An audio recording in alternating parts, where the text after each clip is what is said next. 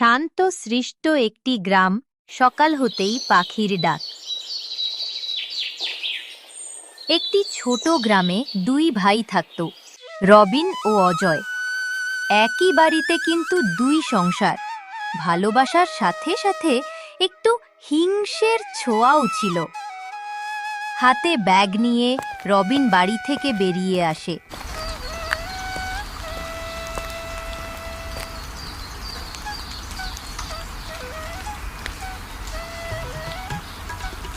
সোহিনী গরম চা বানিয়ে নিয়ে আসে আর রবিনকে দেয়। এই নাও তোমার চা, গরম গরম। রবিন হেসে বলল, ধন্যবাদ।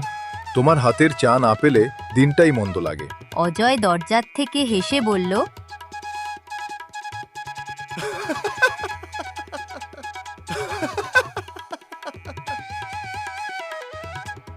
ওই হাসিটা একটু কমাও ভাই, আমার সংসারেও কেউ দেখে ফেলবে। এই কথাটি শুনে সবাই হেসে ফেলে।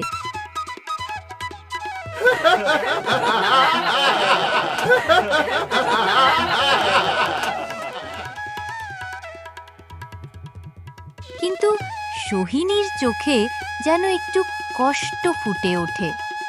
সন্ধেবেলায় অজয় ও মেয়েরা নিজেদের সাথে কিছু কথা বলছি।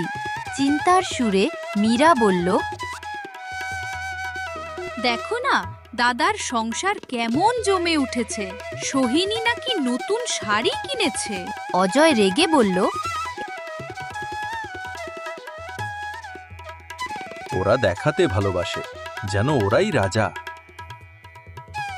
এইভাবেই ছোট ছোট কথাই হিংসা ঢুকে পড়ল ওদের মনে। গ্রামের বাজার খুবই রঙিন একটা দৃশ্য। মানুষজন কেনাকাটা করছে। সোহিনী দোকানে কিছু জিনিস কিনছে, মিষ্টি শাড়ি এবং কি আরো অনেক কিছু। দাদা, এই শাড়িটা কত দাম? এই মিষ্টিটা আর ওই ফলটা দিও তো, বাচ্চারা খুব পছন্দ করে। এইসব দূর থেকে অজয় দেখছিল। এত দামি জিনিস, ওরা নিশ্চয়ই আমাদের নিচু দেখাতে চায়।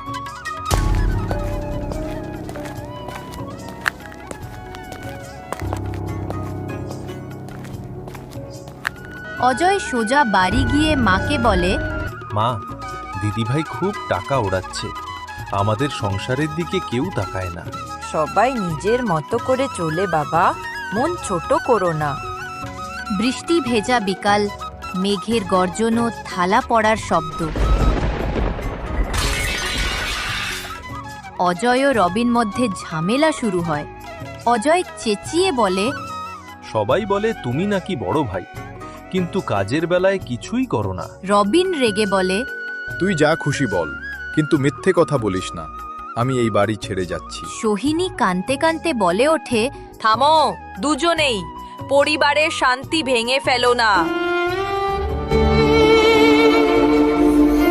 রবিন ও সোহিনী বাড়ি ছেড়ে চলে যায়।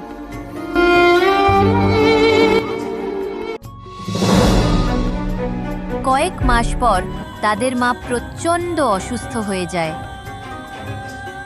রবিন শোনা মাত্রই দৌড়ে আছে।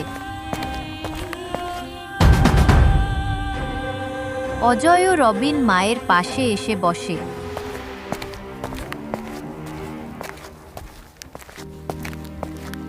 তাদের মা বলে, বাবারা, হিংসা মানুষকে ভেতর থেকে পুড়িয়ে দেয়। তোমরা একে অপরকে ক্ষমা করো। অজয় চোখ যেন জলে ডুবে যায়। ভাই, আমি ভুল করেছি। রবিন বলে ওঠে, আমিও তো রেগে গিয়েছিলাম। চল নতুন করে শুরু করি। দুজনার হাত মেলনার দৃশ্য, এটা দেখে তাদের মা খুব খুশি হয়। সকলে একসাথে হয়েছে।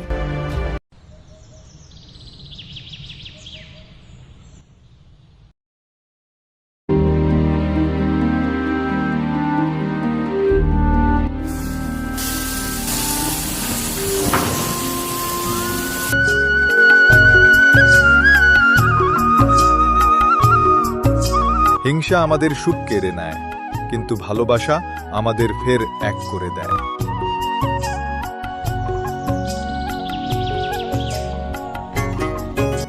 তাদের জীবনে অন্ধকার কেটে যেন একটা নতুন আলো ফুটে এসেছে।